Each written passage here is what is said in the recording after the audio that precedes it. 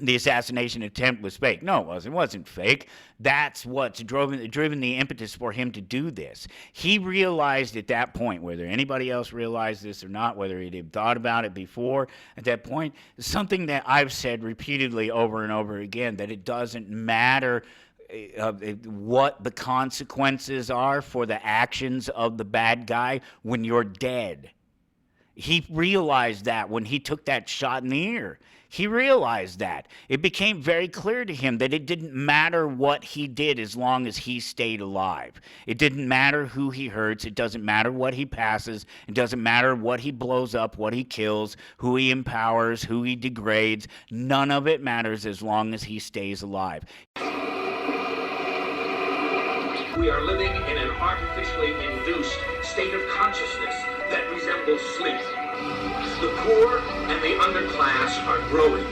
Racial justice and human rights are non-existent. We have been lulled into a trance. They have made us indifferent to ourselves, to others. We are focused only on our own gain. That is their primary method of survival. Keep us asleep, keep us selfish, keep us sedated. You're listening to Toward Anarchy on the Republic Broadcasting Network. Here's your host, Michael Storm.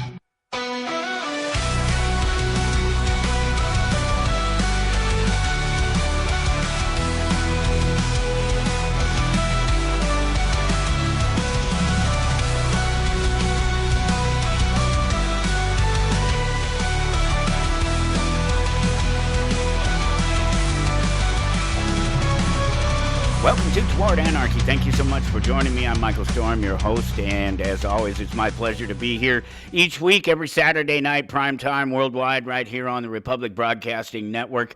Thank you for taking the time to join in and hang out with me and get to learn some of the fun things that I'm learning and doing, and just, right now, it just amazes me between the time crunch of everything that I have going on, generally speaking, and my ongoing battle right now with technology. It's amazing that I get anything done at all. It really, truly is. I'm finding it. It's very pleasant when I look at something and go, "Hey, that's actually finished," and that's nice. That's something I don't actually have to worry about completing right now. What a wonderful, novel little idea that I've come up with there. Completing something and moving on to the next thing. Wow, fantastic. So I do feel good about it, but it doesn't mean that I'm enjoying it necessarily some of the times. A lot of it is this thing with technology right now. It's just, there's so much of it. It's everywhere, and I use it for so many different things. I'm not just the person who's using it to surf the internet. I'm not just the person who's using it to check email. I'm using it for those things, and I'm using it to send out emails to many, many people across the email list. Sign up for the email list, win yourself a copy of Economics in One Lesson. I give one out each month. Thank you all who've been signing up, and I still have one to get out from last month, but you will receive yours. You know who you are. And I'm doing that. Let's see, the email list. I'm building the website. I'm hosting a website. I'm putting out content almost daily. So I'm using editors, and I'm using equipment to record with and to document things with, and I have notes going, and I have documents going, all digital forms of them. And I'm using every aspect, and I play some video games, when I can fit them in, when I have the time. It seems like anymore. It's not as frequent as maybe I once would have in the past, in the younger days. Play a few more video games, stay up just a little bit later. Not so much my thing anymore. You can find me on Facebook and X and Instagram and just about everywhere else at Toward Anarchy, whatever it is, Facebook.com/Toward Anarchy or Twitter.com/Toward Anarchy. Any of those, just about any place out there, and you'll know it's me It'll be real obvious if it wasn't me. And of course, you can, wherever you find me, just give that like. Just a quick second. Right now, just take a quick second to click that like button. Thank you so much. I appreciate that. And you can always follow along at towardanarchy.com. That is always me. That's my spot. That's my playground. And as always, I have some information, some things up there for you to enjoy if you go to towardanarchy.com. It's episode 2521. Alessa Carini is my guest. She'll be coming up at the top of the hour. We'll bring her in here for a fantastic conversation about health in the workplace, and helping professionals, people who sit at a desk for a good majority of their day, to move about more, to stress less about not moving about more, and about getting the work done and things, staying productive in the office, keeping that blood flowing. It fits right along with everything that we talk about in terms of health and mental health on the show. Myself, Dr. Dean Lloyd, of course, who joins me once a month. And one of the neat things about Alessa is that she is right there in the backyard of the network. So anybody who's listening across the network, you can actually reach out to Alessa. She's in your neighborhood. Not that she wouldn't just jump on a plane and head out to wherever you're at to help you out, seemingly quite so, ready to do so, ready to work with individuals, ready to work with companies, and she's been doing it for years already, and she's just there. She seems like a fantastic person, and just a great conversation ahead of us here at the top of the hour. So we will jump into that, and her website and ways to reach out to her are up there at towardanarchy.com as always, and again, you can find me there at Toward Anarchy and everywhere in the email newsletter. Keep signing up for that. I still have plenty of copies of Economics in One Lesson to give away, and I also can get more. So that's the reality of that. And when those are gone, I can get more, and I'm happy to give those out. It's fantastic to be able to do so, and so there's plenty to talk about. That's one of the things that has been a problem, because busy.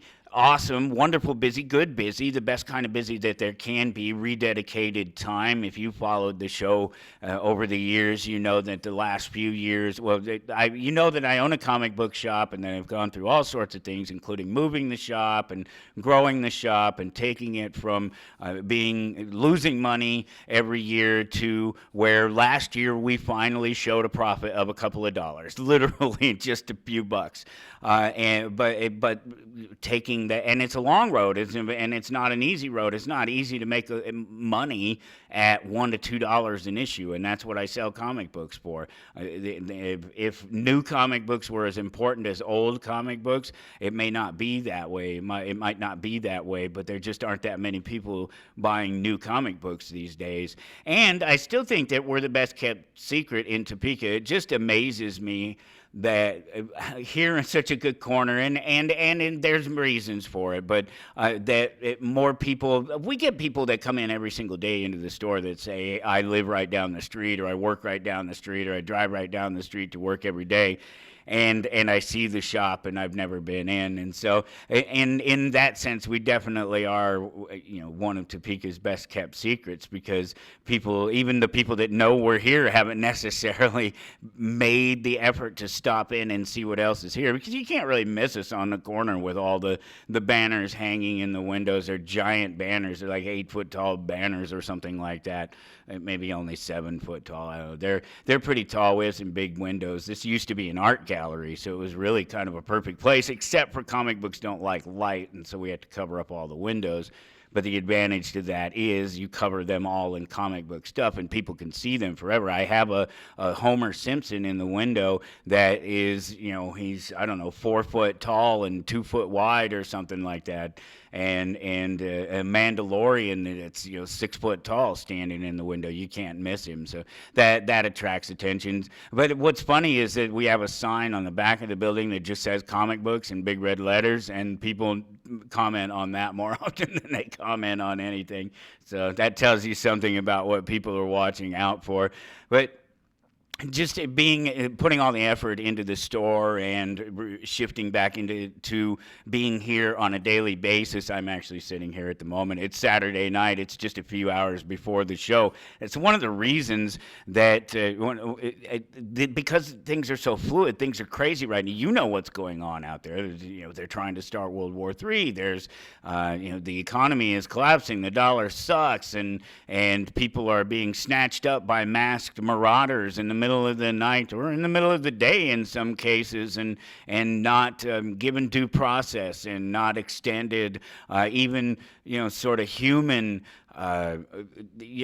what you should expect from somebody, a little bit of humanity. We're not even getting that from people. These masked marauders, these scumbags in their clown costumes with their tin badges going around snatching people up. These aren't humans, and it's not going to take too much more of doing things like that before real people decide that they're not, and we're already on the border of that. We're already on the cusp of that. You see it happening in these No Kings protests and these escalations. The problem is that until there is actual violence, the state is always going to win because the people are not prepared to fight them, and they're not prepared to fight the state the way that the state actually has to be fought.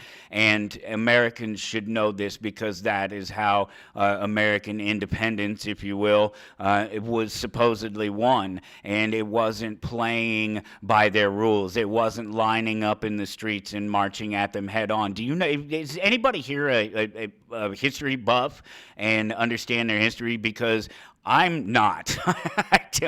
I've never been a big history guy. If it's happened in the past, I'm a person who's interested in people, and so I understand that there's a correlation between what has happened in the past and what happens to today. But that's about people, and that's about economies, and that's about means and opportunity and all of these things. Is there anybody here who understands, though, why America won its independence? It's because it didn't play by the rules. It stopped playing by the king's rules. It stopped playing by the army's rules. And right now, if you see the parallels out on the street of the blue coats, they were red coats then, they're blue coats today, wearing their blue line flags and their body armor and their masks and everything, marching through the streets head up, face up, in line, because that's how they're being met on the street. And when they stop being met on the street that way, that's when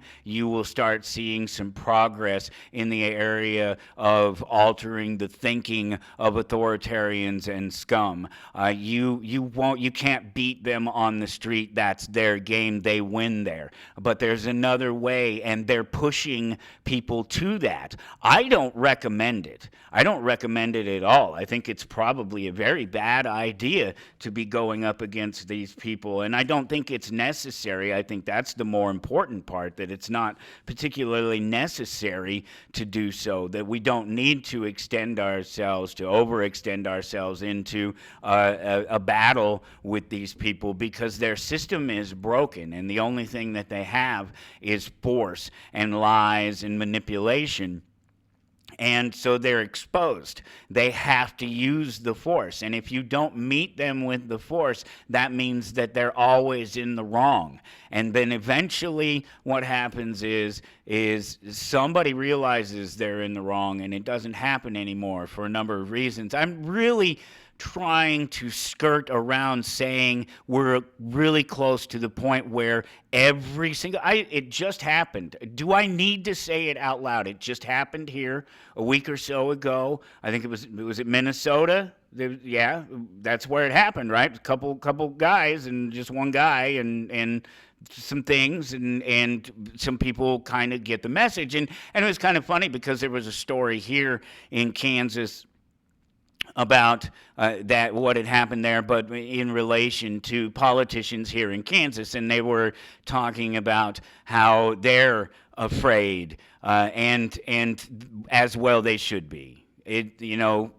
enough is enough. I've said it for long enough that enough is enough.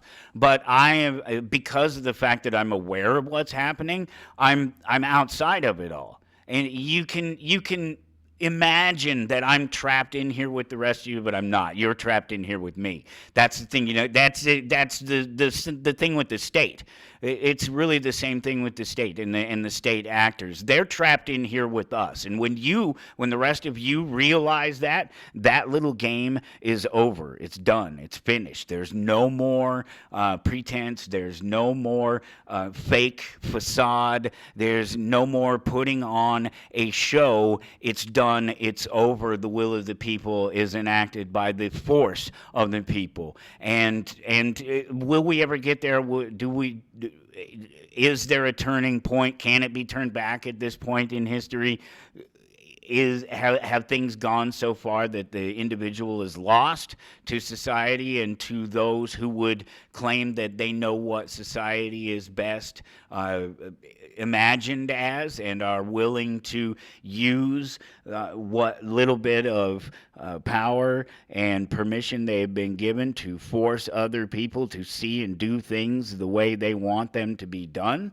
I don't know. I just don't know. I just don't have the answer to that question, and I don't think anybody does.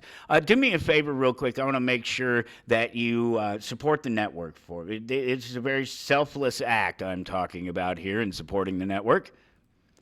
Go to republicbroadcasting.org, and over on the left-hand side, there's a little sort of yellow-orange button. Click that bad boy, and a couple of clicks away from there, you are making a donation directly to Republic Broadcasting, and it's, again, selfless act. Not about me. It's about everybody else. It's about the network. It's about you and the support that you've had for the network over the years and the continued success of the network and just the daily struggle that we're all going through. And every little bit helps, and you've been so great about it, and we appreciate every bit of it. If you don't want to click the buttons, give us a call, 800-724-2719 at extension 3, and somebody will tell you what you can do to support the network. And you can also visit shoprbn.com for the win-win. You can support the advertisers who advertise across the network. They continue to advertise. The network continues to bring in advertising dollars. Do I have to spell that one out for you too? No, that one's a real simple one, and thankfully you guys are so wonderful about it, and the advertisers who are on Republic Broadcasting are just amazing, and just they are, the whole thing. It's just a family. It's a wonderful family. I'm proud to be a part of it, and I'm glad that you make it possible for us to do it. As I would say, I just don't know. I don't know where it's going to go. None of us know where it's going to go, because the truth is that it's very easy for the state to suppress dissent at this point. It's very easy for the state to do it, because there's so much technology and so many tools that they can use, psychological tools, not just physical tools, not just the actual weapons of war, but the psychological tools and the division and the games, the never knowing that you can trust, who you can trust, and how far you can trust them, because there's always being some sort of line, somebody trying to draw a line between you and whoever it is, whether it's your family or your friends or your co-workers or your neighbors. There's always some politician, some manipulator, some POS there trying to suggest that you would be better off in your life if you would just take a little bit more money, somebody else's wealth, your neighbor's wealth. And that only just goes so far. But when I've talked about it before, and I'm sure somebody somewhere has done some sort of analysis of the very notion itself, and that I think you can even see it just in pop culture and movies and comic books and things, and people talking about sort of division amongst the states, not necessarily civil war, but even just war between a couple of states or something. It's not just half the states divided all of a sudden. That's kind of what everybody thinks of. Oh, it'll be the North versus the South. No, more likely it'll be somebody skirmishing over water rights or something like that. and that would blow up into something else, and that's going to be much more likely. So the reality of it is, and like the protests that are happening now, that even these things, if they were to break out into something bigger, they still would be so small. They have no effect. What happens in LA, nobody cares. Nobody in the rest of America cares what happens in LA.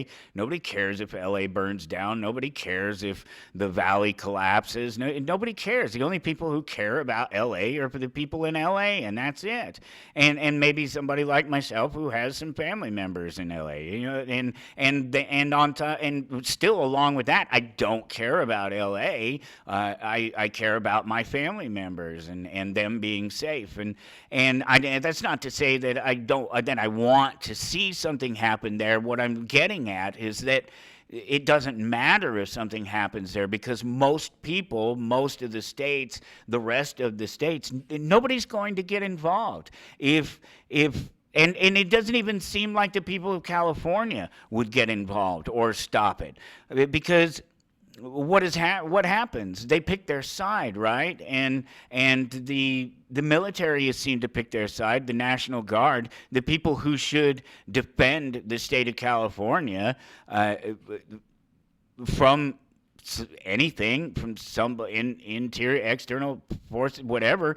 It wouldn't matter. They're the ones that are supposed to be there. You're supposed to be able to call them up, supposedly. Actually, we should be able to call it the militia, and that would be the people, but that would be the cowards of California, the Democrats, who gave away their gun rights and gave away their property rights and gave away their control over their politicians and over their socialist scum leaders.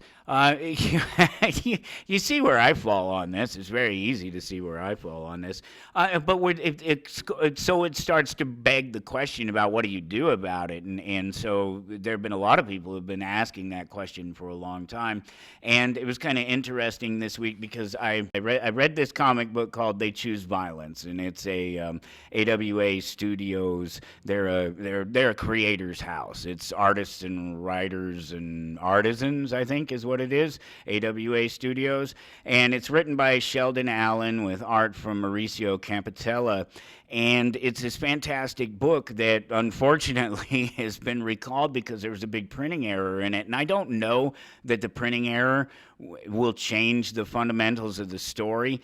And so I went ahead and decided I would talk about it and do a little review of it, because I don't think it fundamentally changed the story. But I think that the fundamental story, the bottom line story, brings up important questions, and important questions in our time, questions that we answer around here all the time, for sure. But they're questions. It's interesting that they're framed the way they are within the comic book, because they are necessarily exclusionary, and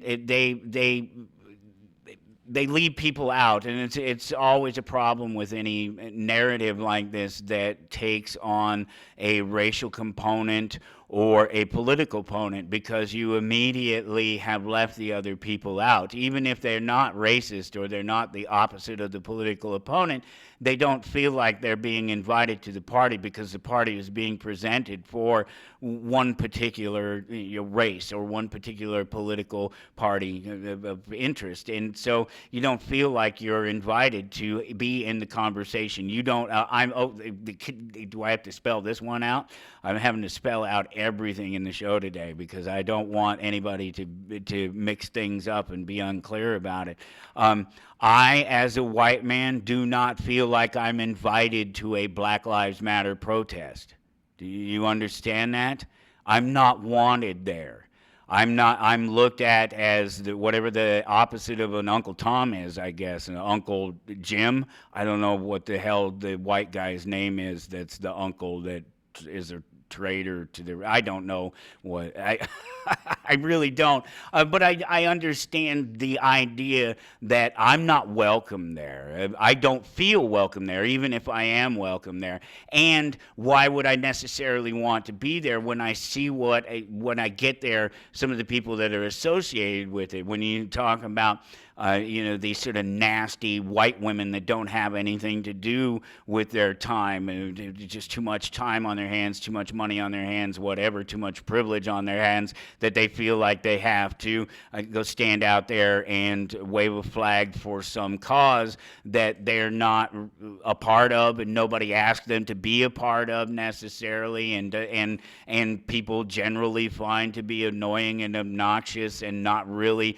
representative of what supposedly is to be at the cause. I don't mind the fact that I'm using Black Lives Matters or something a specific name. This is just a general statement about a black movement that white people are not invited to, or if you want a Republican movement that Democrats aren't invited to, or a Democrat movement that Republicans aren't invited to. People feel left out of the party, and so that was kind of what I got out of part of the message. But I have to be clear with you when I'm talking about these comic books. This is a 5-part comic book. This is only the first issue, and I will not fall victim to the people that I call out for doing the same thing, and that's over-analyzing or not even, I don't think you can over-analyze what you have and what you might have in terms of being generous about what it could be, what it may be, and why it might be. But when you're doing it just to find flaws with things, well, what's the point? Why even bother? And so you won't catch me doing that. That's not what I'll do. But I want to talk about the morality, because this story, They Choose Violence, it's sort of a revenge fantasy meets grim reality in a tale of racial violence. And those are words that the creators have used to describe it. It's my words, but it's words that they've used throughout their various descriptions of the title as well. But I want to talk about the morality of the underlying story. The story is simple. It's 3 black women who sit around and watch the news and see within their community violence against black people. A white cop shoots a black kid. We know the story. We know the narrative. He shot him in the back. The video doesn't claim what the cops have claimed. The black DA doesn't prosecute because they're all buddies. All this thing, and they have these fantasies about revenge against these people, about killing cops, about killing lawyers, things like that. These people who have let these people down. And who have violated these people, who have used their authority to violate people. And I want to talk about the morality in that, because as you know, as an anarchist, I am fully aware of the fact that the state sanctions murder on a daily basis. It's not about race. It's not about politics. It's about the state versus the people. That's all there is to it. And it's authority and authoritarians versus slaves is what it is. The rest of us, if you are not a part of the political class, you're not part of the system that is forcing everyone else to kowtow to it, to bend down to it, to pay homage to it, whatever it is. State actors use political and social opinions, as I tell you all the time, political and social opinions. They call them laws, but they use them as justification, as an excuse to rob, cage, and murder the rest of us. And we have this, that's the setting, that's this base setting, is that's what the authoritarians are doing, that's what they've done, but it's in this one particular community. And so these people are questioning that. They're questioning authority and the abuse of power, and they're feeling powerless, and they imagine revenge, but they ultimately choose, and this is a problem with the political system and the people who would be in politics, is they go into the system. The one character in particular in the story, she goes into the system and becomes a lawyer and becomes a DA and becomes a defendant of people and wants to protect people.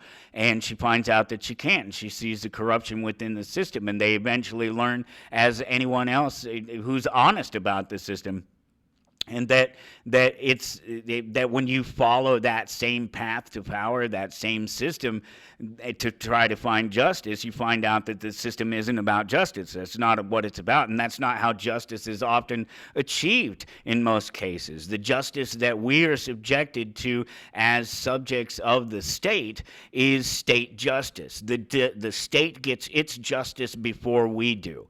And the only way we tend to get justice is to defend ourselves, to defend our property, to defend our rights on the spot instead of waiting the 9 to 13 to 20 minutes for the cops to show up. And Black America probably knows this a lot better than white America does, so maybe it's easier to talk to them about it, but you're leaving out most of the people who need to hear this story. And that's why I try to knock down a few barriers and talk about the importance of these things and the importance of the topics and the information that's in there, and try to get people to look beyond what they're speaking about in terms of how they've been violated. But again, not trying to assume that there's anything more to the story. In fact, the creator, Sheldon Allen, the writer, he has this blurb at the back of the book that talks about how don't take any preconceived notions, don't make any assumptions about the story and where it's going, because it's not going where you think it's going. And I don't think that's fair. I think that's something of a cop-out that he shouldn't do. I don't think a creator should do that, especially when you're talking about a work like this that needs to speak for itself. I don't think you need to suggest that the audience doesn't know where it's going, because the audience already doesn't know where it's going. You're giving the audience some sort of material, some sort of reason to question themselves and to question your narrative and what they do believe that they understood through the story. And that's not fair to the creator of the story, and it's definitely not fair to the people who are reading it, because I want to read the story. I want to read the story. If you want to do the thing where you tell me about the impetus behind the story and how important it is to you directly, either tell it through the story or tell it after the story. Don't make me stop and question whether or not I want to read the rest of your story by you suggesting to me that I don't know where it's going. Well, of course I don't know where it's going. It was just a little bit weird for me to see that, and I just felt it needed to be mentioned. I don't know if any other creator will ever hear me say it again, but don't apologize for your work, and don't tell the reader, the viewer, where the story is going outside of the story. Take them to that place and let them get there. But so that said, you know that I'm the first person to tell you that one of the biggest problems right now is the whole reviewing a thing before it's complete. And so I'm not doing that. That's not what I'm doing. I'm only reviewing the content of the story itself. I'm not suggesting to you any place that it may go. And that comes, this is the whole thing with the Star Wars and Disney and streaming and shows being canceled by the second episode, basically, because people have had time to talk about it and they haven't seen the whole thing. They haven't heard the whole thing. I'm talking about the morality and the questions within this story, not the story itself. But for one thing, the story is going to be re-released. You can't even get in your comic book shops right now. They pulled it off the shelves. It was a very obvious printing error, and the kind of printing error that somebody goes, oh, darn. Ooh, somebody, yeah, I don't know. Maybe somebody gets fired over something like that. It was a big one. But again, I didn't think it necessarily would change the story. There's definitely something missing, but it doesn't matter. It doesn't matter to the morality of the characters in any way, and it doesn't matter to them in terms of where they go necessarily, because it's just kind of the rest of the story, maybe just a couple of missing details of why they go and do what they do, and ultimately they decide to go from a revenge fantasy to revenge reality, and they start killing cops, and they start killing judges, and they start killing politicians and what have you. And that's pretty much where it ends off. But the morality question here then becomes, when is it okay to kill an authoritarian? When is it okay to kill a cop? When is it okay to kill a judge? Whatever. And of course, I've answered this question over the years. Many an anarchist has. I don't know that anybody has answered it as simply and easily. I know everybody else takes a 15-minute tirade to answer a simple one-sentence question. It's real simple. When should you kill an authoritarian? The same time you would kill anyone else. the badge, the costume, the title, none of these things should matter. What should matter is, have you been violated? Are you in danger of being violated in such a way that it would be that you can't recover from it, that you would be dead, perhaps?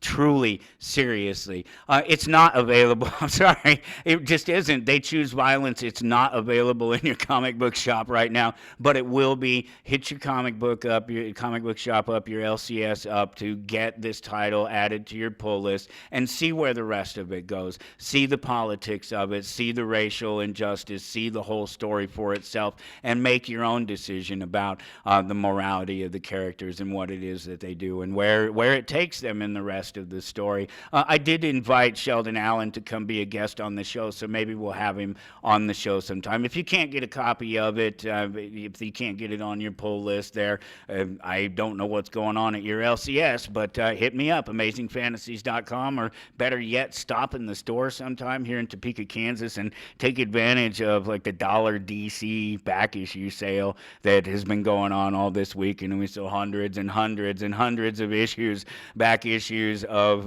DC Comics, Batman, Superman, you name it, for $1 a piece, and that included some vintage, some Silver Age stuff. We bought a decent collection of Silver Age not too long ago here, I don't know, maybe a month ago or something like that, and we've been slowly trickling it out into the main bit of comic books on the floor, and you know, so a lot of them are going into the bin over there where the stuff is more expensive, you know, $5, $10, $20, $30, $40, $50, really easy on some of these books. Some of the keys are $100 or more, but there's books with detached covers, but it's still complete. Then maybe the centerfold is detached. I had one that was actually a manufacturer defect. There's no staple in the top. It's just the bottom staple holding the entire book together. And this is 1962 or something like that. I don't think you're not going to get a replacement for it. You're not going to be able to call up the distributor on that one and have them replace it like we can the new ones. It's just something that you could take advantage of if you ever come visit us in the store. And so I want to go back to towardanarchy.com and take a look at what's there. It's really, as always, I have just a wonderful bunch, a bit of links for you, and this great little meme, speaking of comic books and the like. This meme here is actually based on the Spider-Man meme. It's a Spider-Man episode, the 60s cartoon. The Spider-Man does whatever the original, that Spider-Man cartoon. And it's a real Spider-Man, and then some other person or someone dressed up as Spider-Man, and they're pointing at each other and they're blaming at each other, and then there's bunches of Spider-Mans and they're all pointing at each other. It's all a meme thing that's taken over the internet a long time ago. If you haven't seen it by now, then you'll never see it, because it's out there and it's ubiquitous. It's been out there a long time. But the point is that it's two extremely similar things that are blaming each other for what has gone wrong, for what has happened. That's the meme.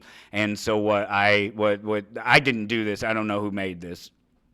And it wasn't labeled, and it wasn't the person that I got it from wasn't the person who had made it either. And unfortunately, that happens. But what we have here is just a socialist, a communist, the same one. You would know him as Karl Marx. He's just one of us labeled. It's Karl Marx labeled as a Republican. It's Karl Marx labeled as a Democrat, and they're pointing at each other and blaming each other. So that's the meme.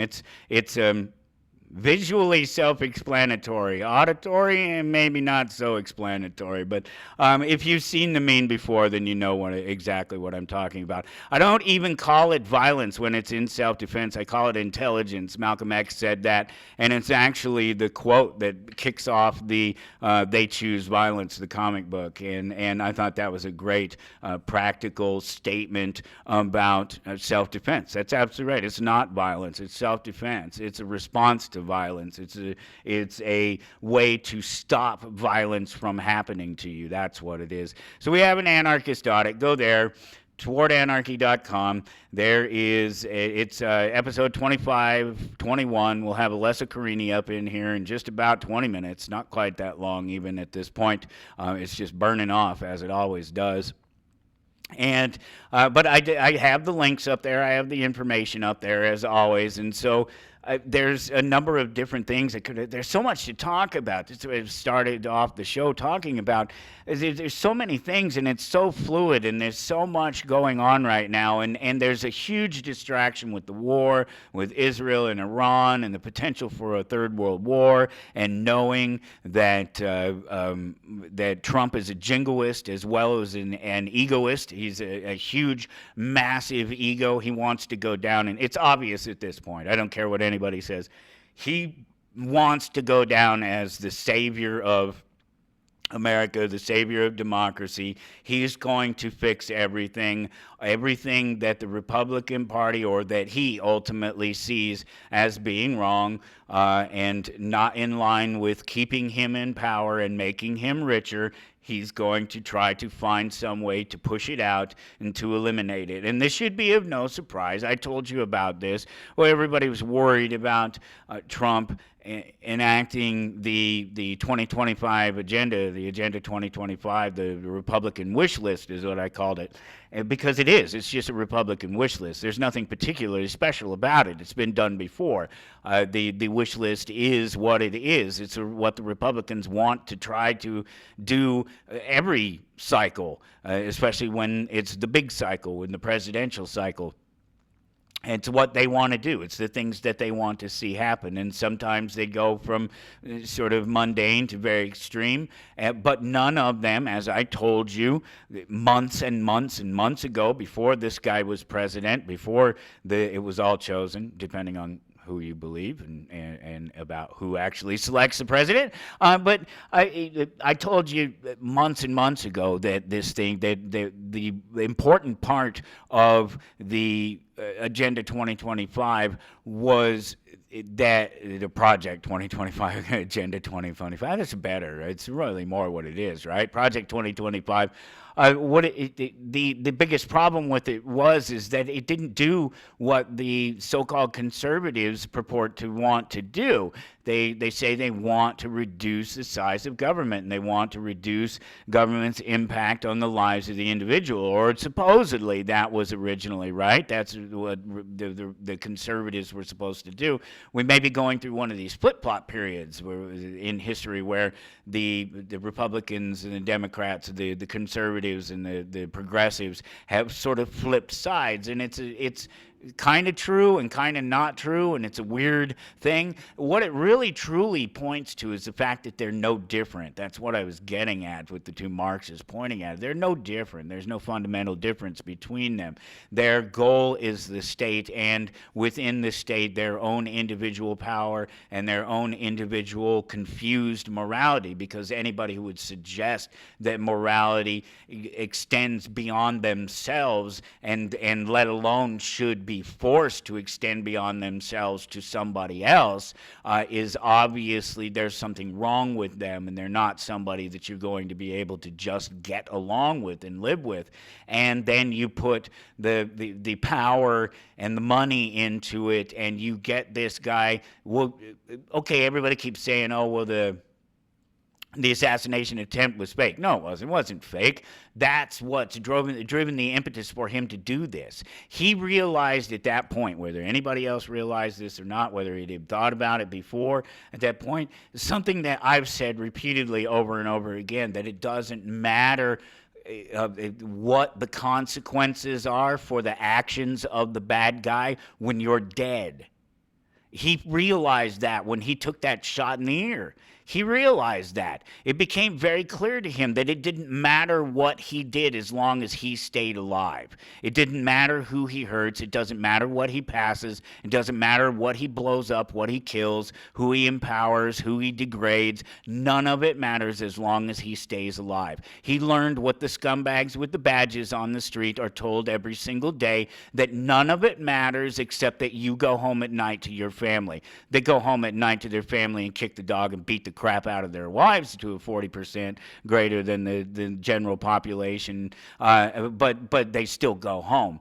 And that's what they're told. And he realized that, and if you don't realize that he realized that, then you're now just catching up, and you now have just realized what the real problem is. You're now seeing what the real problem is. That this guy realized that he is not immortal, and that the only thing that even comes close to making him immortal is the amount of power and money and wealth that he can amass, and anyone who gets in his way be damned. That's your president right now. And that's my statement about your president right now. So good luck. You voted for him, and if you don't believe you voted for him, then either you didn't vote, which that's fine. You absolutely did not vote for him, and no, you didn't get him elected if you didn't vote. But if you did vote, you voted for him because you voted for government. You voted for government in the worst possible time to vote for government. You voted for government when it's in its greatest upheaval in any time in history. And we, that comes back to that question. Well, where does it go from here? We don't really know. All you can do is just sort of follow along and hope that you're paying enough attention that you can minimize the damage to yourself and to your property and your wealth by these psychopaths who are going to rob, cage, murder, rape, destroy, whatever and whoever they can, whenever they feel like it, however they feel like it. We're living in the taco economy. I've talked about it. I've been way ahead of the Trump administration and Trump and his magical pen and how it would be destroying things, and it was even worse than I could have imagined, really, when it comes down to it. But I've told you all along that this was going to happen, that nothing was going to change, that it's only going to get worse, and even if it appears to get better, it's only an appearance. That's it. It's just surface. It's something that once you dig a little bit deeper, once you scratch past that surface, you realize that there's no substance to what's underneath it, and that's our entire society right now at this point. Certainly our political society, for sure. There's no substance to it. It's scared of itself. It's scared of each other. It's scared of the people. It's not scared enough of the people, but that's coming. Again, that's what I was talking about earlier. That's what's coming. I don't recommend it. I recommend you find better ways to shield yourself from it. I get my catharsis through this whole thing by coming here and doing this for a couple hours a week. I get the government and all of its madness and insanity out of my system, generally speaking, and then I can go on with the rest of my life.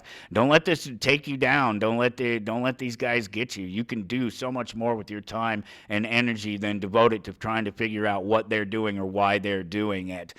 They're just doing it, and you should go on doing what you need to do. And that's not to disregard life or devalue other people. It's exactly the opposite. If you want more out of life, you want more success out of life, the only way to get it without being a Donald Trump, without being a megalomaniacal psychopath who is now rampaging through the world, just doing what he wants to do. Nobody's stopping him. He says, send the troops into California, and well, they don't even have to. He already took over the National Guard. Again, as I was saying earlier, who's going to fight back in the state of California? If the state of California is not going to fight for itself, if the armed troops in the state of California aren't going to fight for California, or if they're going to choose sides in basically a 50-50 world out here, then you've got a battle. You got a battle on your hands, and who else is going to defend you? Who else is going to help you in that? Nobody. No other state is going to care. Nobody in Colorado gives a damn if California burns to the ground. Nobody here, I guarantee you, nobody in Kansas does. Not a person in California. Screw them. Oh, I'm sorry. I'm not trying to be a redneck. So the taco economy continues to drive investors away from U.S. assets, and there's an interesting thing that's happening now, and something that doesn't happen very often, and it's been probably a decade or more since the last time it happened, probably a little more than that.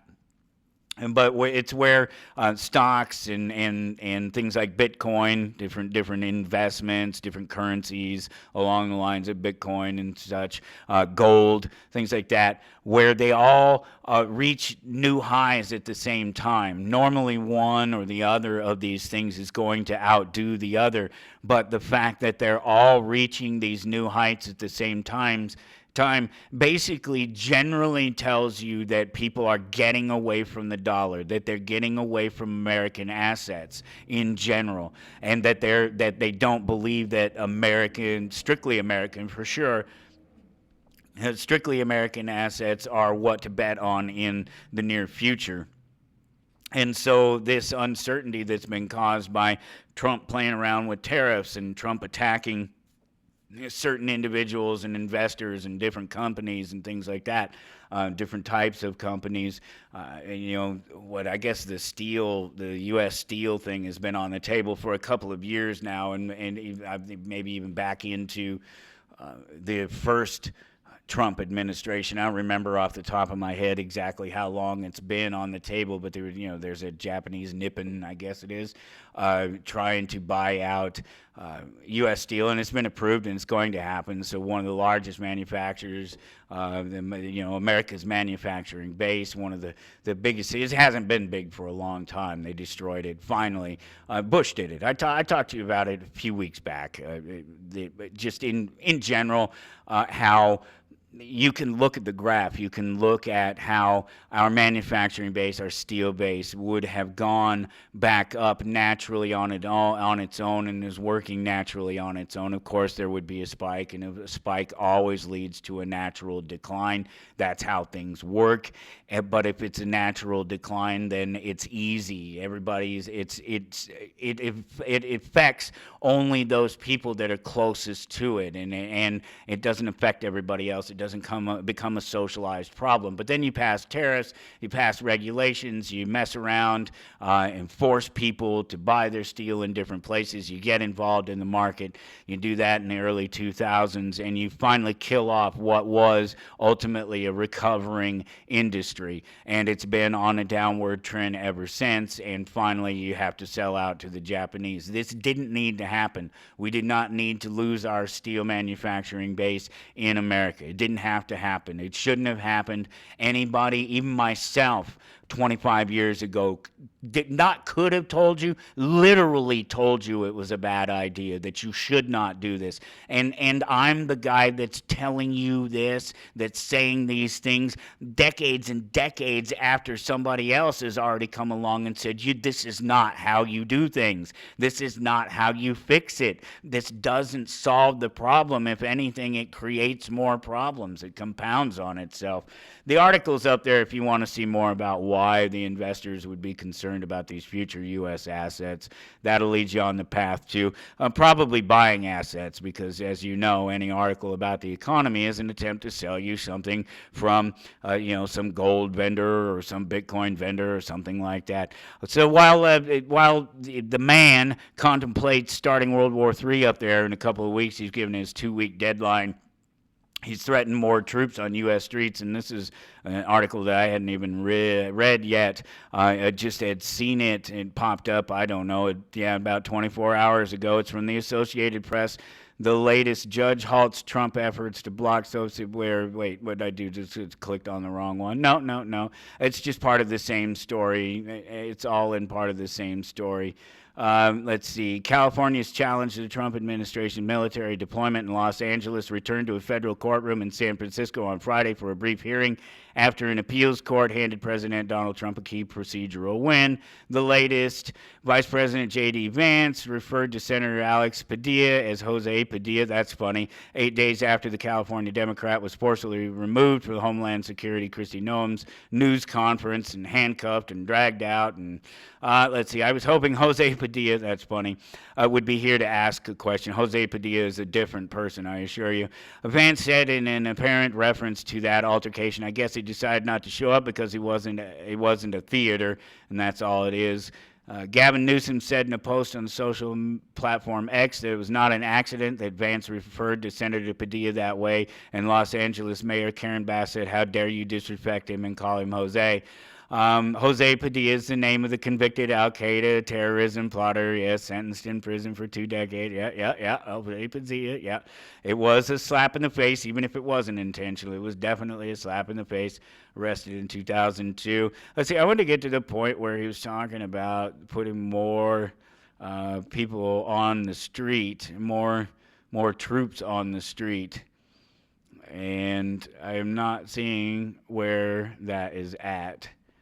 Did I already roll past? It's kind of annoying. It's a weird story the way it's written and the way it's laid out. And it's just really long and not necessarily connected together. And somewhere in here, that story got lost. Let's see if I can find it real quick just so we can find out together. Let's see. Look through the headlines. Israel uses unified. This is 7 hours ago. That's not a headline. I saw a neat thing the other day. I should have caught it. I should have grabbed it. It was competing stories about one of the Trump court victories in this battle with California and Gavin Newsom. And in one, it said he had won some victory, and in the other, it said he had lost it. And both of the stories were side by side on the page, and neither of them had any clarification outside of that. So you had to go to both stories, look through both stories, and see that one was an older story, that it was 8 hours before or something like that than the previous one, than the other story, and that the other story was the more current one. And it's no wonder that people are confused. Minnesota shooting suspect and wife were preppers, FBI affidavit says. Yeah, interesting. Well, that's what I was talking about earlier in the show. That's where we're headed, you know. And of course that's one of the stories in here. Let's see. Oh yeah, right here. It doesn't matter who or what or where or why. You can count on some a-hole blaming guns for the actions of other people. And so he says, this is in the Atlantic. This is a guy named Brian Kloss, and it's an opinion piece. And says, in Minnesota, America's luck ran out, blah, blah, blah. Some guys were shot, and one lady's dead, and they blame it on Donald Trump and everything. But here's the thing. They don't blame it on the politicians. They start off with the guns.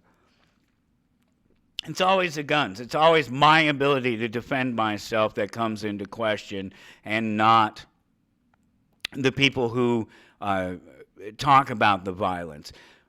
That's why researchers who study political violence, including myself, try to understand what elevates and reduces the risk of violence.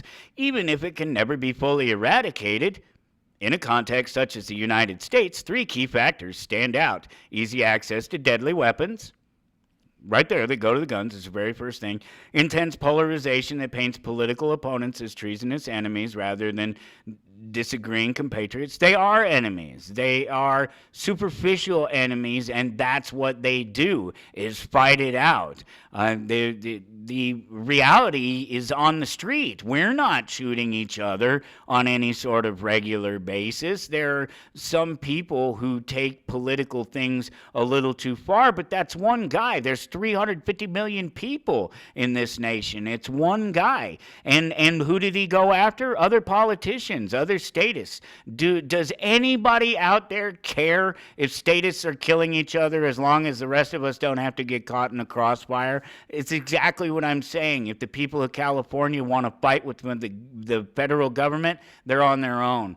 It's not a fight worth fighting because, one, you can't win unless we're all behind it, and we're not all behind it. Oh, you know what it is? It's kind of like this. It really is truly kind of like this. I stand with the people. Well, not those people. I stand with most of the people. Okay, well, maybe most is the wrong word. I stand with some. Some of the people are people I'll stand with. You know, really, when I think about it, it's more like there are a few people with whom I would stand, should standing be necessary. Yeah, you know what? Standing makes my legs sore. I'm just going to sit here and I'm not going to do anything. I have a fantastic conversation coming up. There's more links up there, towardanarchy.com. The episode is 2521, but I'm down to the last 30 seconds here or something, and I just have to tell you that there's a great conversation coming up here with Alessa Carini in just a couple of minutes, right after the top of the hour. We'll jump right into the conversation, and she is, like I said, she's right there in the backyard of the folks there in Texas, in Austin, near the network there in Round Rock.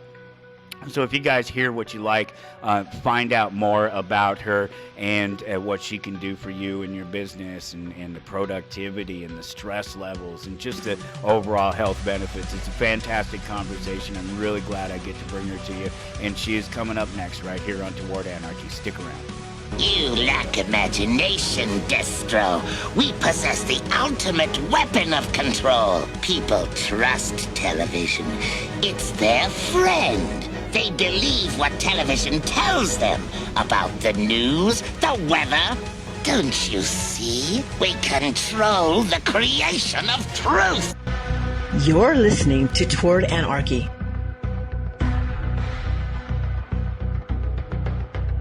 I don't have to tell you things are bad. Everybody knows things are bad. It's a depression. Everybody's out of work or scared of losing their job. The dollar buys a nickel's worth. Banks are going bust. Shopkeepers keep a gun under the counter. Punks are running wild in the street, and there's nobody anywhere who seems to know what to do, and there's no end to it. We know things are bad, worse than bad. They're crazy. The air is unfit to breathe, and our food is unfit to eat. I don't want you to protest. I don't want you to riot. I don't want you to write to your congressman, because I wouldn't know what to tell you to write. I don't know what to do about the depression and the inflation and the Russians and the crying in the street. All I know is that first, you've got to get mad. You've got to say, I'm a human being. My life has value. You're listening to Toward Anarchy on the Republic Broadcasting Network. Here's your host, Michael Storm.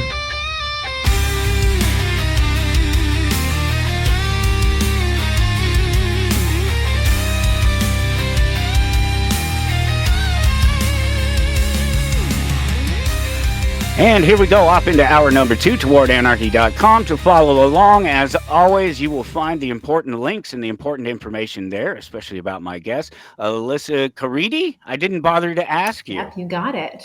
That's nice. I was trying to choose. It could be eyes, could be heart. No, let's go with the E's. All right. Alessa Carini, she is the Power Posture Pro and your Workday Health Interrupter. She is a mother. She's an author. She's a dancer. She's a Pilates instructor, a master certified Pilates instructor who has owned her own stores, including her own place in Okinawa, Japan, which I gather was probably more about learning of the secrets in Okinawa than anything. Yeah.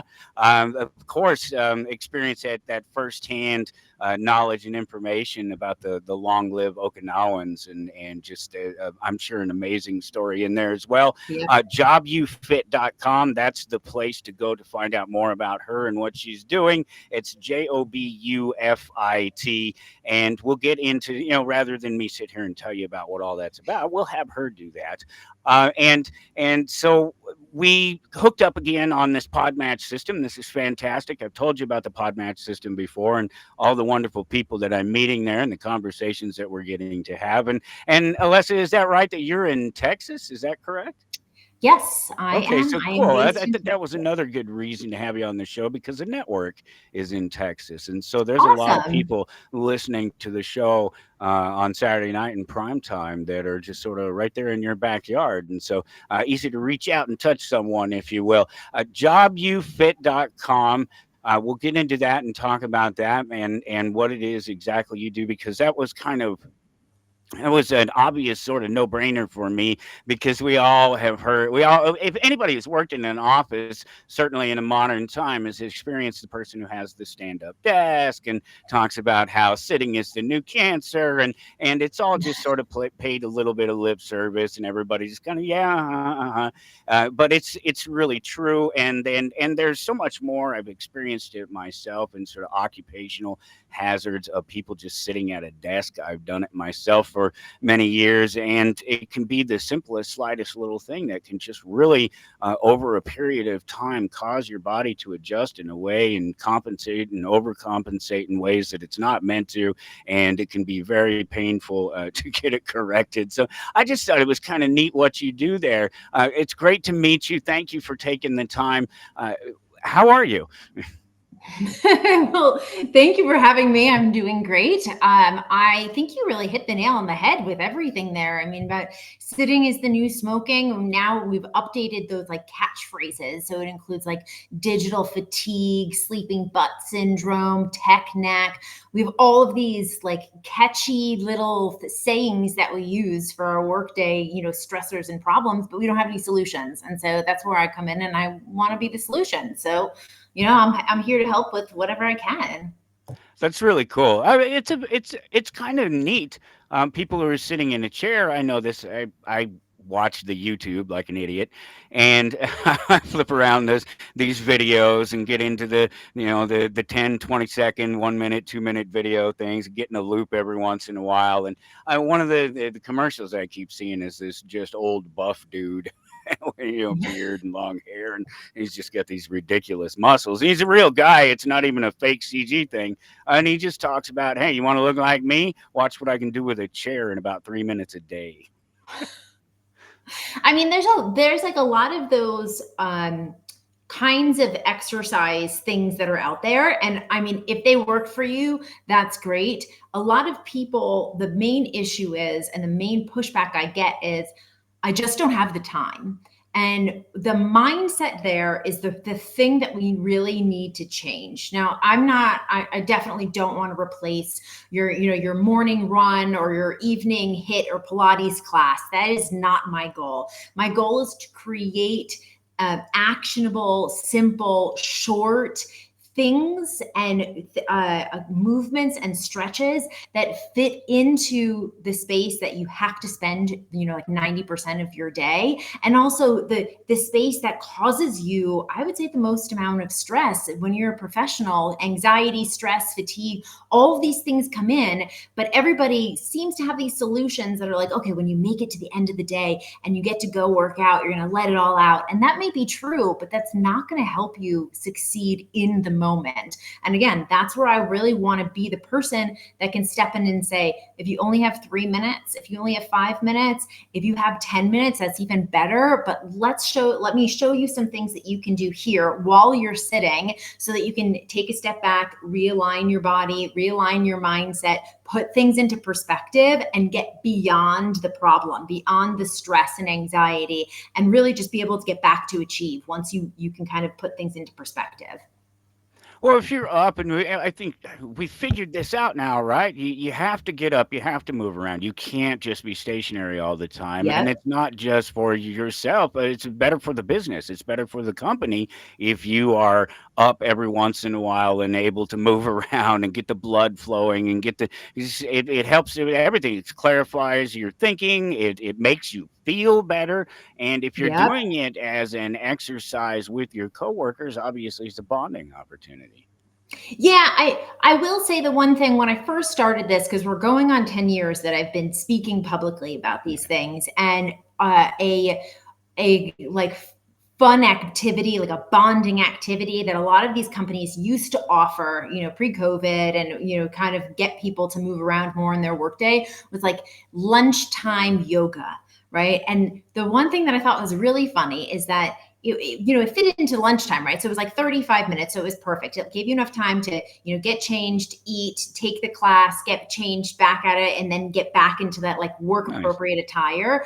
But I will say, when it comes to bonding, nobody wants to do downward dog in front of their boss. Like, just nobody wants to be seated or, positioned anywhere near that coworker that they don't know, that they have to pitch to, or that's, signing their checks, and in these kind of yoga positions that you're holding for 3 to 5 minutes. And That's so a good point. I understand the bonding thing and how, like, you want to do this stuff, but I would suggest doing maybe a walking meeting, so that way you can, get your goals, everything, the to-do list I checked love off. that idea. You can get some more of that like healthy element into your workday, but it's not going to put you in a weird position in spandex in front of Yeah, your boss. right. Yeah. No, I love that idea. That's a really great idea, and that's. Yeah. I know my wife works in an office, and they've been through all of this. Everything, a couple of them have a standing desk. She has a standing desk, and she tries to walk every day at lunchtime, and they've done it. They'll do the yoga thing for a few minutes, just trying to do some. I don't know, warrior poses and some things like that. Nothing too major, but and they'll do it for a little while. They'll do it for a few days, and then it'll fall off. And somebody, Yeah. oh no, I can't do it today, or I can't, I'm not feeling it, whatever it is. And they'll talk about it again for another 2 months, and And that's a big thing too, right? Because we, as humans, when we have, good habits and bad habits, our bad habits are the things that make us most comfortable, right? Like whether it's poor sitting posture, right? And you put your elbow on the desk and you use your hand as a kickstand to kind of hold you up instead of sitting up correctly and engaging trying. the muscles that to do it. I know. I'm guilty of it too. I'm not going to say that I'm not. You always have But to it check feels better yourself. if you do it. I can tell you right now that when I'm sitting up like I am at the moment, I feel better than when I'm doing this. I breathe Oh yeah, better. and Everything and feels there's better. right, and there's scientific reason for that. Is when on the most basic level, when you're in that kind of like hunched over, like forward position, and you're kind of leaning forward in this kind of like tucked, right? So your knees are at a specific angle. You're hunching forward in that forward position. It looks a lot like the fetal position the majority of human beings sleep in. And so then your brain starts to say, oh, okay, I guess it's nap time Nap now. time. And so then you start to get that fatigue kicking in. And then the other thing that happens too is when your brain has that fatigue kind of element to it, it starts to slow your heart rate. It starts to slow your breathing. Not to mention when you're in that forward position, you're actually closing off your airway too. So you're not actually getting enough air, which is another reason why your brain starts to shut down. And so your brain doesn't say like, oh my goodness, I'm in front of a computer, I have to stay awake. No, it says, oh, this is the position that I am used to shutting down in. So when this happens, I'm going to just shut down instead of, just sitting upright. And your whole body, your digestive system has more space. Your lungs have a more of a greater capacity. Your neck, your shoulders are down away from your ears. I mean, just the layers of sit up straight and stay at attention it become infinitely more possible, capable, easier when you're sitting upright than if you were like leaning forward on your desk. Or even, another like a big thing is, when you cross your legs and you kind of lean to one side too, it has the same kind of effect where, you're leaning over and you're kind of, smushing your body instead of just sitting upright and really just, taking care of your body, aligning your body in the way that it was made to be.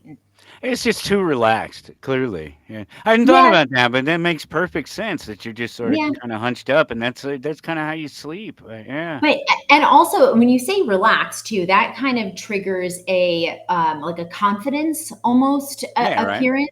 So when you're interacting with people, and if you're kind of like this on a screen, and or in person or at at a table with people and you're socializing, and you're over here, almost people don't really want to listen to you, because you're looking small, you're feeling small, You're you're gonna be physically making overlooked, and yourself, yeah, you're making yeah. yourself smaller. But if you actually take up the space, that You just like did it. you're given, yes, Yeah, it filled you the camera.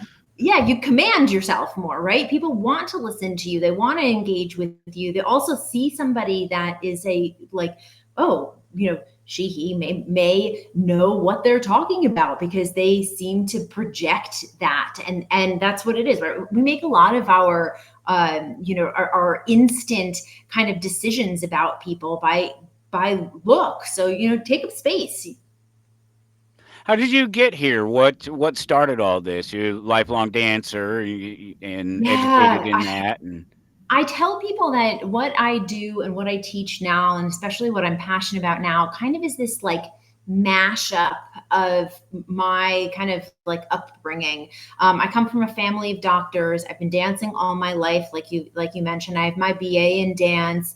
I broke my foot like right after I graduated from university, about 3 months after I graduated, and so I didn't know what to do, and kind of went into this very I don't want to say that I was depressed, because I can't belittle people who are actually that way, but it definitely Right. messed Don't with use the my word brain. too lightly.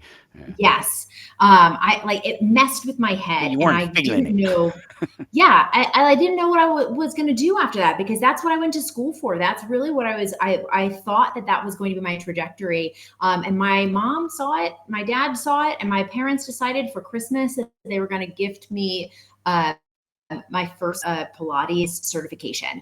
I had used Pilates to rehab my knee and my hip when I was younger, and my mom was like, "You'd be good at this. Why don't you go and get certified?" And now I'm a giant nerd, and so I couldn't just do one certification. I just kept going and going, and then that's where the master certification kind of came in, because then I started training other people to be instructors. I quickly learned that wasn't for me. I didn't do that for very long. I really wanted to help normal people get more out of their day, stay healthier, really affect them to create strong bodies, and just all those things that people suffer from, the normal pain points that I saw that I could help people with Pilates. And then, well, my husband walked into my life, and we moved to Japan, and we lived there for 3 years.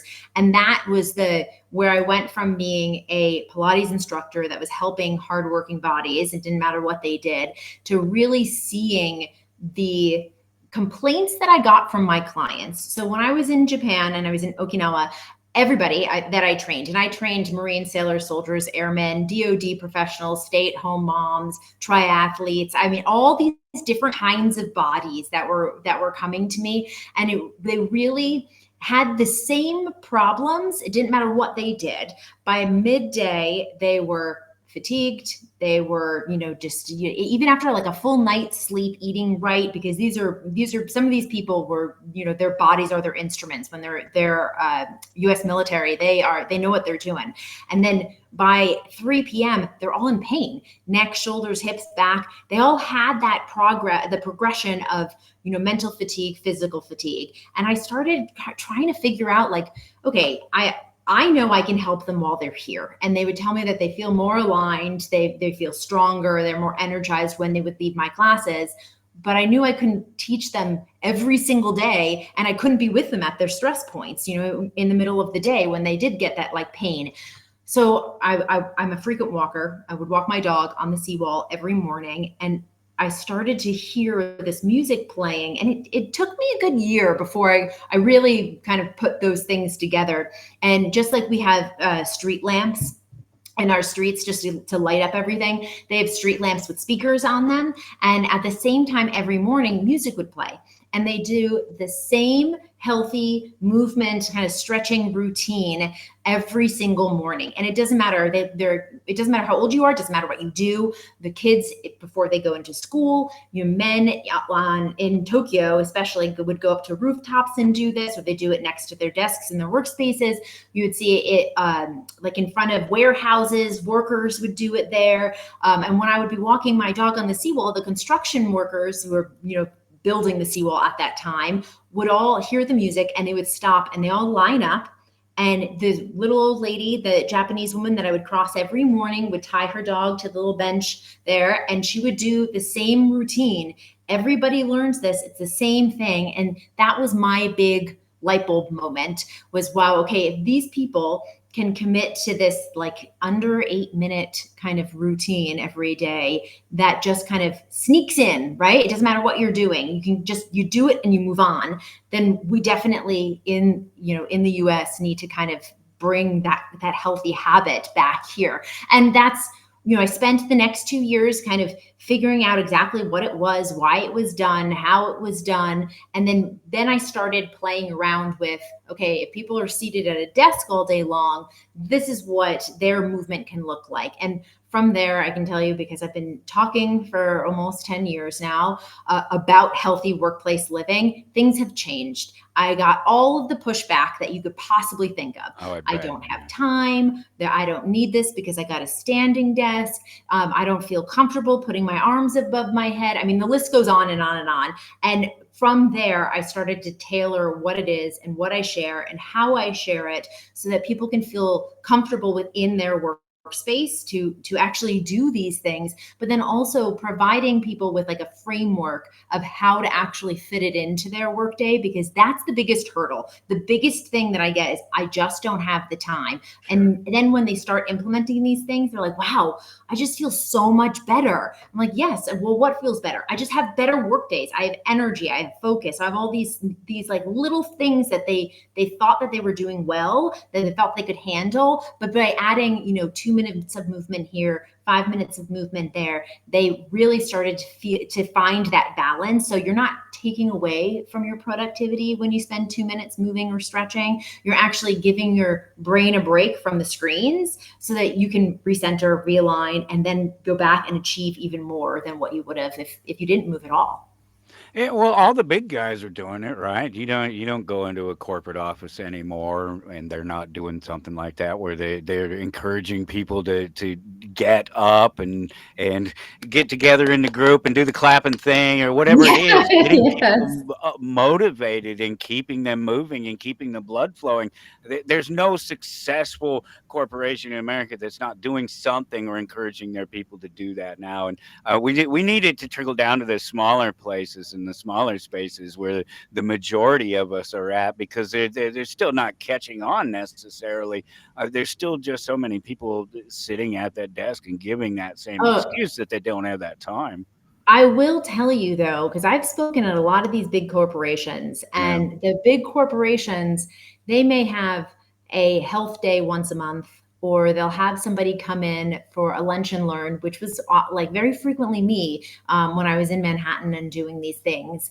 And because the little guys are the ones that catch on faster. I'm not gonna lie. The big corporations would tell me like, oh, we have a masseuse that comes in once a week, so people can sign up for a 20-minute like mini massage.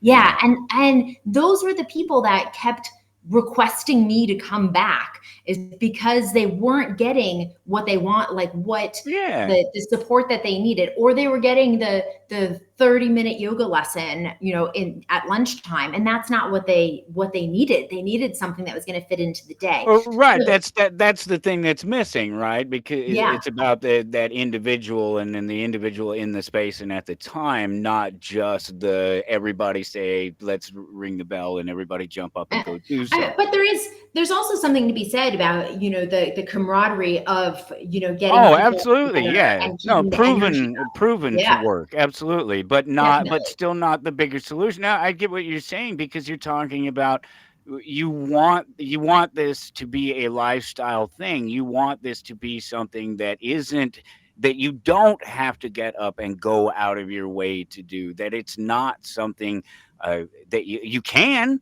If you want to set that time, you want to set that space, and it's interesting because I hadn't thought of it that way, but that is exactly the sort of corporate backwards mindset, right? Oh yeah, of course we're doing the healthy thing, but they're not really still doing the management, the daily management of the individual. They're still letting definitely. them. I mean, and I'll tell you, some of the worst offenders, I've given talks at some hospitals, and I've been told that, what's normal for you? Like, how does your hospital address healthy living and or support your body's health?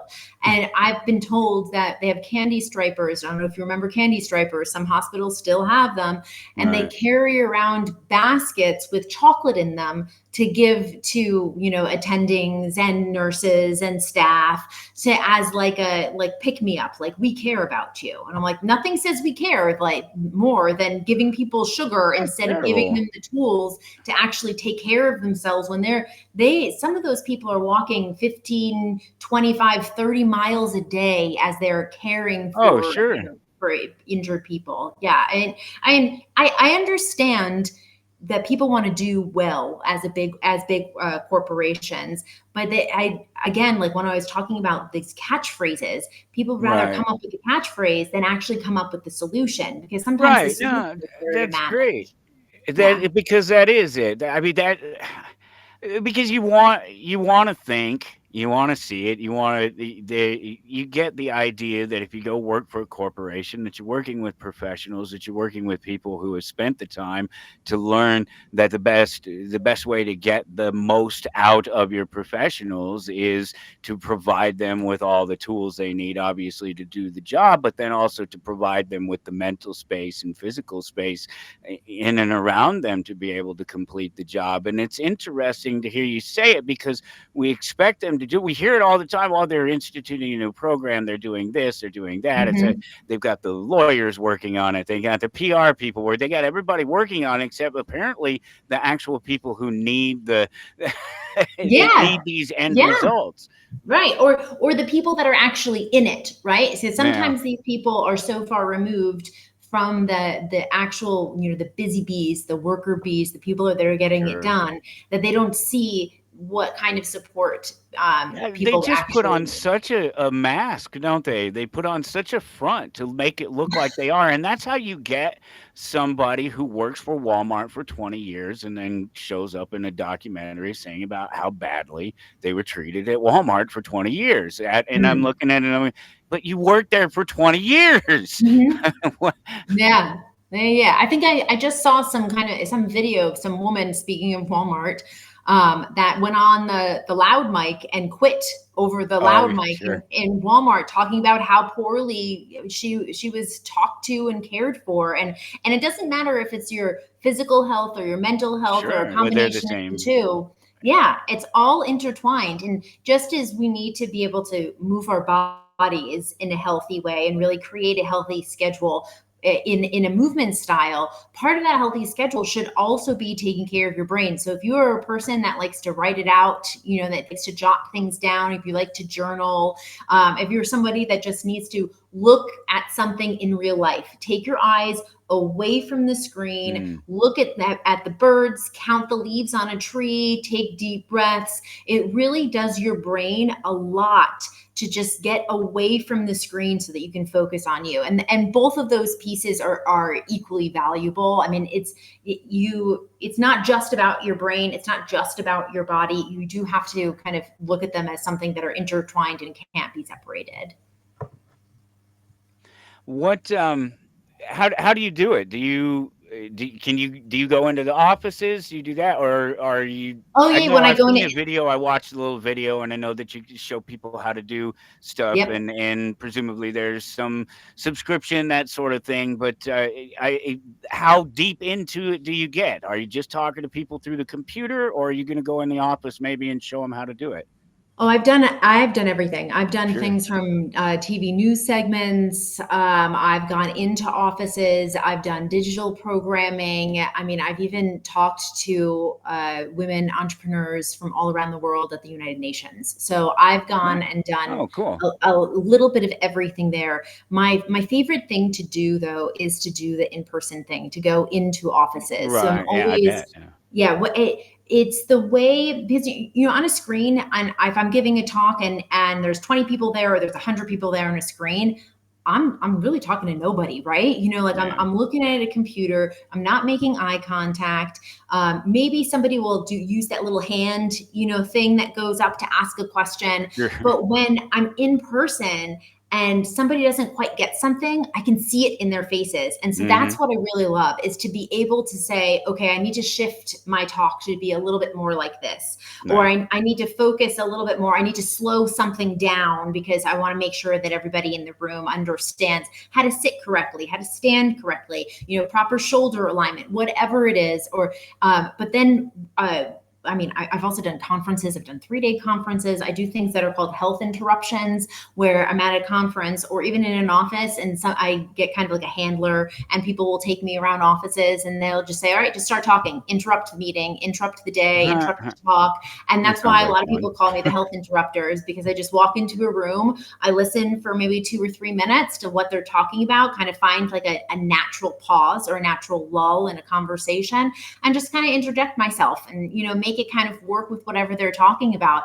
But the thing that being in person I really love is any kind of corporation, big or small, when you get to go and you actually see the way people are working for the day, like what their actual setup looks like, if they're working at conference tables or standing desks or sitting desks, or if they have a combination of everything, and being able to kind of look around at what they have, so that way I can tailor my talk to these people so that they can get the most out of it. And then usually companies hire me, depending on packages, as you had mentioned, either like one giant talk, or I'll come in quarterly. Sometimes I'll come in monthly, but usually it's quarterly, and just go through a series of topics, usually what somebody picks or someone requests, and we'll solve the problems. And of course, I always open it up to actual questions and pain points to people there. So, I really just want to make sure that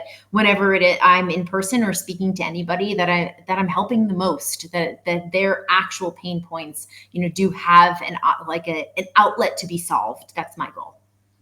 Yeah, well, that's going to come with the sort of medical family background sort of thing, being able wanting to be there with the patient, and we just keep getting further and further from the patient. I have a regular that's on the show pretty much every month, Dr. Dean Lloyd, who is one of these men that spent his entire lifetime, going through the health system as we know it and being educated in it, but then going, well, wait a minute, there's more out here, and spending some time studying other medicines and ideas and ways of approaching things. And we just have such a cold manner of approach, and everybody wants to blame it on money and trying to make the dollar, but that's only kind of a surface problem, really. Oh, definitely. It's so much more about just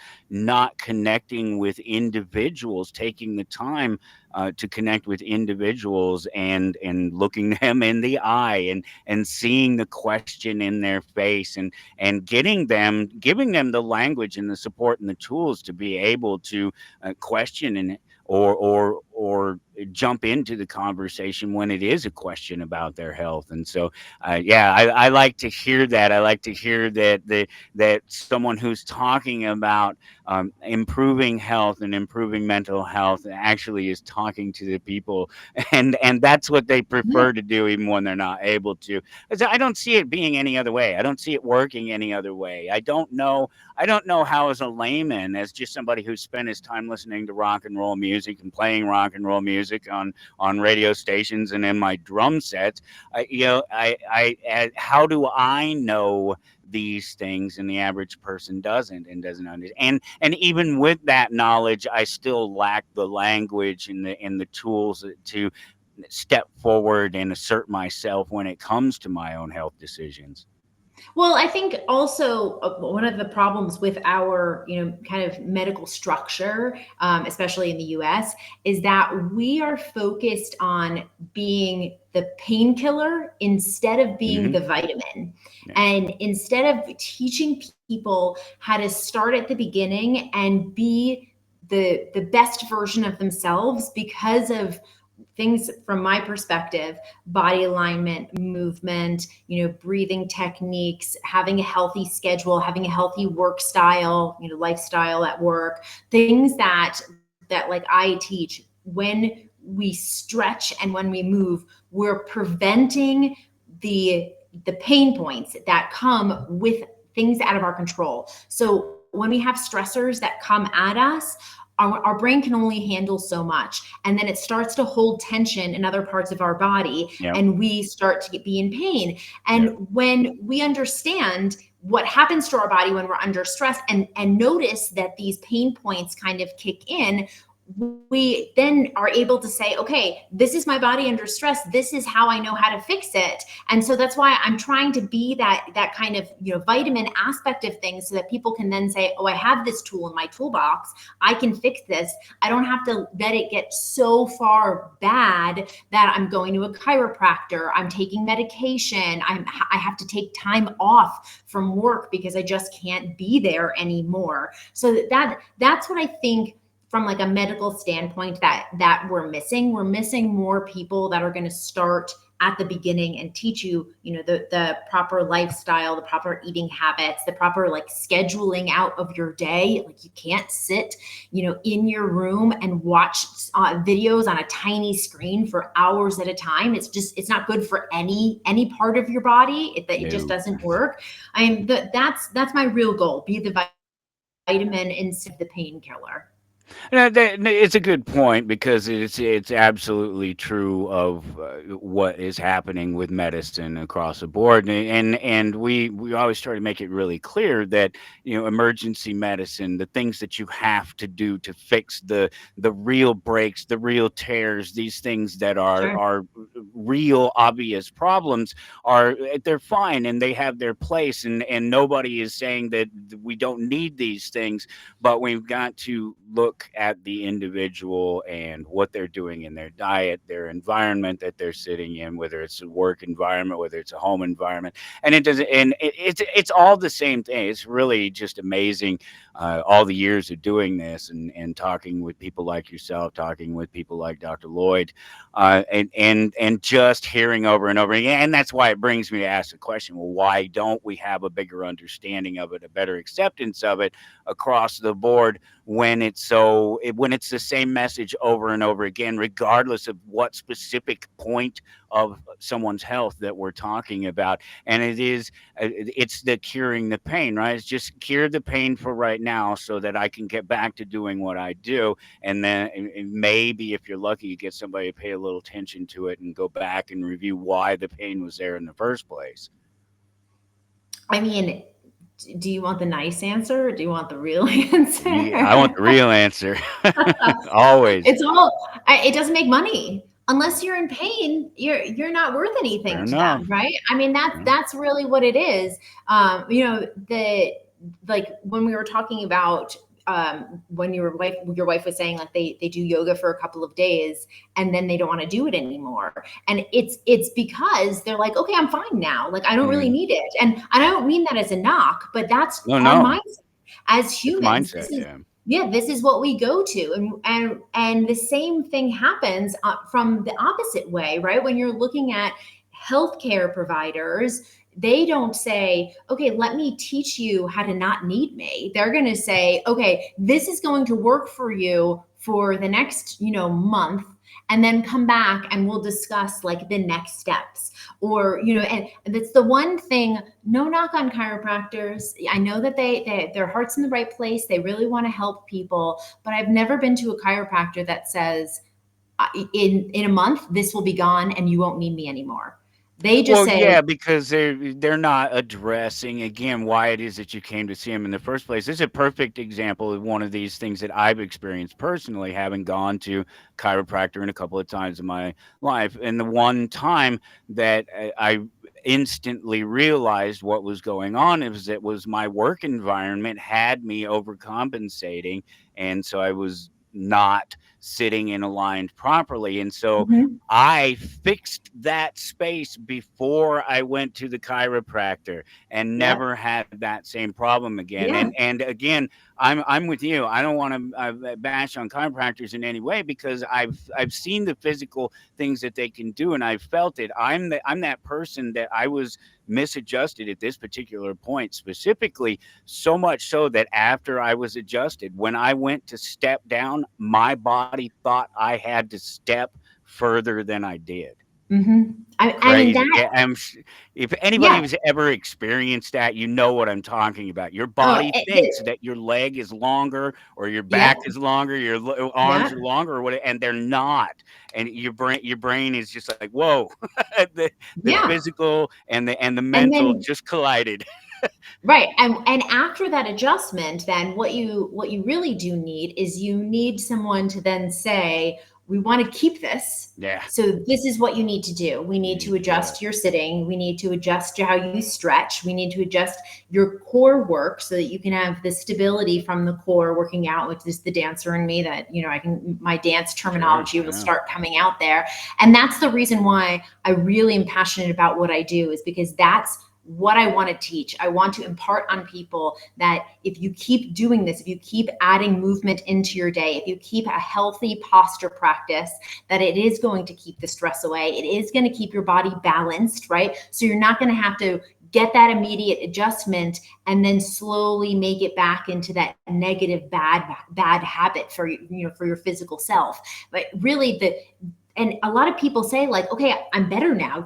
I'm in the right position. I can just go back to doing what I'm doing. And then you slowly go back and then they want the painkiller again, instead of saying, okay, for 5 minutes at the top of every hour, I'm going to do 10 squats, or I'm going to do, 10 arm circles in both directions. I'm going to reach up, I'm going to touch my toes and breathe and hang there for 5 deep breaths, sit back down at my chair and get back to work. Because I can tell you that is not only going to help your body in alignment and blood flow throughout your system, but it's actually going to lower your stress, right? Because we're working on our cortisol levels, we're working on balancing hormones, things that we can't see, touch, measure as normal human beings, because we're not medical professionals. Yeah, if But you're plugged in, all that you theoretically could, but yes, exactly. we're not.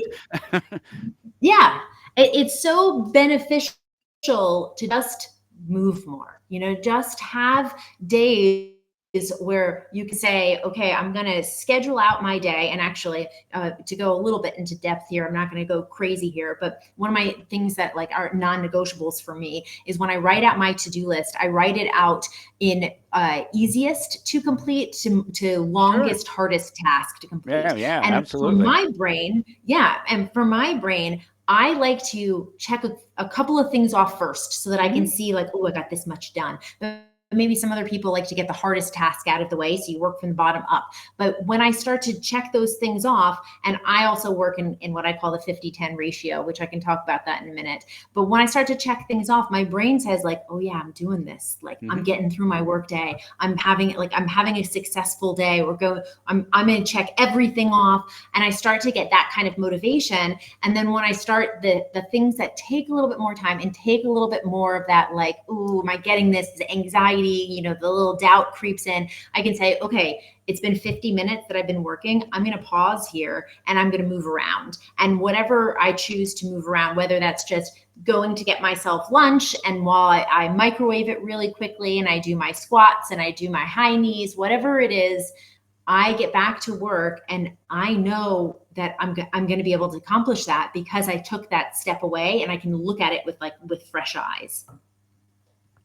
That's great. Yeah, I love talking about this stuff because I know just from experience that people don't realize how little it takes to make your body overcompensate for something that it's not doing somewhere else. It can be the simplest thing and happen in such a short amount of time. I just picture uh, tickling my wife one day and everything, she's perfectly fine, and the next thing you know, she's like, I can't move, just kind of get a little thing because she tensed up, I grab the thighs or something, the hip or something there, and kind of give a little tickle or squeeze, and she tenses up, and next thing you know, she's down for 3 days because her back. I say, okay, well, there's a whole bunch of problems with that right there. One, you're too sensitive. We can't do that. But the main thing being, you probably need to stretch a little more in that position. Hey, your wife is not going to be happy with this conversation. You're telling about how she doesn't do yoga consistently. No. She's gonna She pull her knows it. back Trust out. me. She's the first one on the top of it. That's the thing about why we have to keep having these conversations, right? Because everybody knows it. Everybody knows it deep down. You can feel it. You've been told it. It's obvious when you get up and you stretch and you do the breathing and you do a little exercise, how much Definitely. better you feel. We all know this and we all get this. And all we can do is just keep having the conversation until it sinks in, until you find that place where you're comfortable with your empowerment in making sure that you're doing the right things for you in terms of your health. And in that daily office space, it can be done there too. But I will say, I don't think anybody should ever get comfortable with it, because that's when the habits start fair to enough. fall off. And you really have to find ways. When I first started doing this, the Westerners, like the US, is unlike Japan in this way. Sure. We don't find value in repetition. We don't think that something is useful if it's done over and over again, because the Japanese don't have variation in their morning stretch like routine that they do. But what the big pushbacks was, I'm bored. I don't want to do this again. Oh, yeah. And so we don't find value in that. And I mean, from a dancer's perspective, I've done the same moves thousands of times. And that's the only way you get better at it. And so when you start to get comfortable in something, we don't value the repetition here. So I think what happens is then the habit starts to fall off. But the habit, you know how like February rolls around and everyone's like, are you sticking with your New Year's resolution? Yeah, You have to February, sure. Oh yeah, you have. Yeah, I mean, if they make it Second that week far, in right? January, I'm thinking for most people. Yeah, well, you have to find the thing that is, you know, like your motivator there. And I'm not talking like a short-term motivator, like, oh, I'm going on vacation, so I want to lose 10 pounds. I'm talking like I want to make sure that I can age gracefully, that I can stay stable, that I have, you know, I'm able to walk a mile when I'm 90 years old, God willing, I get that far. You know, so those are the things that I think we need to focus more on, instead of just saying, okay, this is what's going to make me healthy. And then 2 months later, you're like, all right, well, I'm healthy. I don't need to do this anymore. Well, I see it happen all the time. It happens with rehabilitation. We have my wife's father is older and has some mobility problems and arthritic. And, you know, we've seen the same things happen with him. You see, he took a tumble not too long ago, and it wasn't a major thing, but he cracked a, you know, hip bone in there, and he didn't have to have surgery or anything, but they put him in rehab for a couple of weeks there, and he comes out of it. And of course, he's moving better than he has in a long time. And, you know, looking forward to it. And they bring somebody into the home for a little while, and they force him to, ultimately is what we're talking about, force him to do the right thing and to do the movement and get up and do the things every single day and try the resistance bands and all these things. And while he's doing it, he feels great and he's able to move. But as soon as he does, he doesn't want it anymore. I don't want to do it. I don't want them here. I don't want to have to deal with it. I want to put in that effort. I said, well, you're never going to change anything. And right. And you're talking about something that's specific to age. And so this is another very valid point, where people that, when I give talks at like colleges and like university settings, kids don't have these pain points, so they don't want to put the effort in. But when you get older and you have the pain points, and it's harder to establish these healthy habits. So if you're in your, you know, late 20s, early 30s, and you're a corporate professional that is doing the same thing every day, you may not have pain, but when you're in your late 30s into your mid 40s, the pain is going to start creeping in because you've been doing exactly the catch-up thing. So could you imagine if you just establish these healthy habits? You know, if you work in the 50-10 ratio, which is something that I teach all the time, 50 minutes focus work with 10 minutes of movement. And that can include going to the bathroom, getting something to drink, going and get something to eat within those 10 minutes. It doesn't have to be like a stretch session for 10 minutes. Right. But if you do that in your 20s, and then it becomes your body and your brain start to crave these kinds of movements and understand the proper alignment, so that when you get older, you don't have these problems. You know, you won't have these kinds of deterioration in your posture and your alignment until you're in your 80s, your 90s, and you're able to move around for longer. And because, granted, it's not going to last forever, right? No, of course not. But there's a yeah. difference between the person who decides at the age of 40 that he's going to switch to using a riding lawnmower to do his little half acre of front and backyard instead of a push mower. And Very, I very speak true. about That this is, with a knowing yeah. point. Yeah, that's a very good point. Yes. Yeah, I that's just the culture that we live in. It's supposed to be Yeah. easier and easier, but there are some things that shouldn't be easier. There are some things that you should put the work in and you should make the effort. And we're missing a Yeah. boat on some of it. I think we're getting a little bit better about it, but I think it's only as individuals. I don't think we're getting any better about it as a society, Oh, I agree. Because the messages and the outreach that I get on my very small like social media platforms that I have, but people message me constantly saying, I need help with this, or I don't understand this, or I'm required to sit in front of my tech for X amount of hours a day. I need help, versus people 10 years ago who are like, I'm fine. I don't care. I'm fine. I don't need this. So they didn't find value in it. That has definitely changed. Individuals are just looking for something that doesn't, one, cost a lot of money, cost a lot of time, and really, things that are actionable, like things that they can do like right now, not things that have to wait until 7 p.m. where they drive 3 miles down the road if they're lucky to go take a class. They want something that they can do like right now.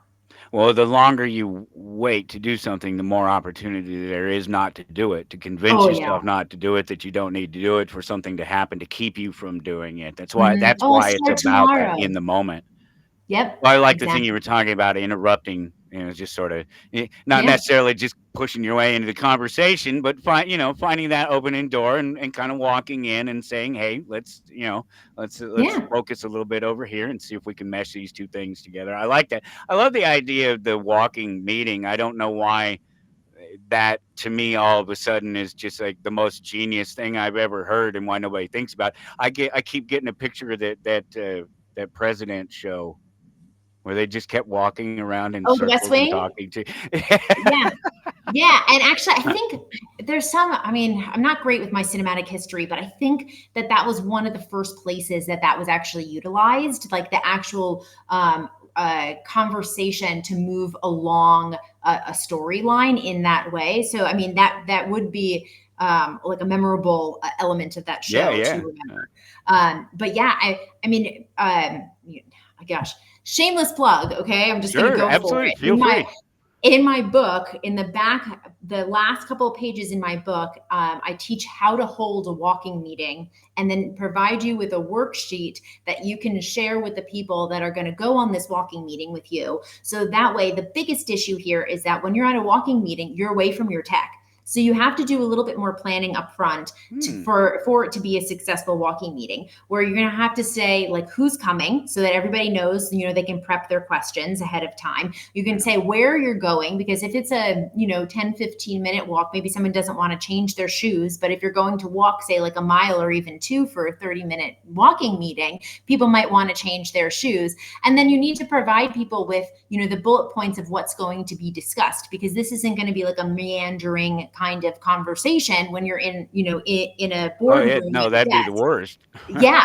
I mean, actually, especially if you're talking about pace too, if you're trying to set a pace. Yeah. Exactly. And that's the last element, is just to let people know, like, this is going to be 30 minutes. This is how far we're going. So you're going to set the pace for what you're going to achieve in those 30 minutes. And then it allows people to come with either if they're going to take a notebook or if they're just going to text really quick on their phones. But then that way, when they get the answer to something, or if they're spitballing ideas, they're just going to record on their phone, the voice recording, however they're going to do it. But that way it's planned out ahead of time, and you can kind of really achieve. And I know you see all these like memes about how, a meeting that used to be 2 hours that turned into an hour, that's now 5 minutes, because we all get the bullet points ahead of time. but that's another efficiency thing. You know, when Right. we're talking about our mental health, we should do this for our mental health. It's great to say hello and chat in the beginning because you're getting to know the people that you're working with, but you also have to respect other people and their idea of personal time and space and accomplishing, because you're not the only thing that they have to attend to in the day. And so when you're keeping things moving like that, it's beneficial, it's respectful, and it's a healthy way to keep going with your workday. Well, it's one of the biggest problems that we probably have societally, casually, is the disrespect for other people's space and time. Yeah, yeah. I mean, Just that's going in really, to walk through any grocery store and see how many people take up the entire aisle, and you have to try yeah. to work your way around them. And where did we come up with this idea that you stand over here to shop for what's over there instead of stand over here where that's at and shop where it's at? Where did this come from?